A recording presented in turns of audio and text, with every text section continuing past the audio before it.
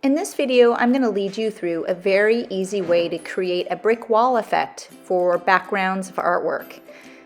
You'll only need a piece of construction paper, 9 by 12, a ruler, and a pencil. I'm using white pencil for demonstration so that you can see the steps a little bit easier. Creating a brick wall is a really great way to bring attention to artwork and emphasize it in a very simple way for kids to get comfortable with ruler use in the classroom before you do more extended measuring and ruler use. So you're going to start off first by laying your paper out landscape orientation, and you're really just going to be using the width of the ruler as your measurement. So there's actually no numerical measurement needed at all.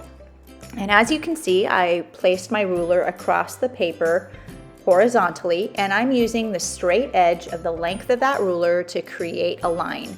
And I'm going to repeat this process all the way down the construction paper so that I have even rows. The bottom row may not be perfectly the same width, but that's okay.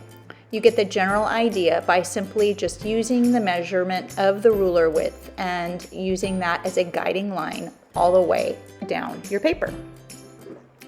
Once you're done and you have all of your rows, then you're going to rearrange your ruler vertically along the left side. And this is where you're going to begin to use the edge of the ruler in a pattern to create your bricks. So right now I'm starting with the odd rows, and I'm going to just make a vertical line down 1, 3, 5, and 7. And then I'll shift my ruler to the line that I just created.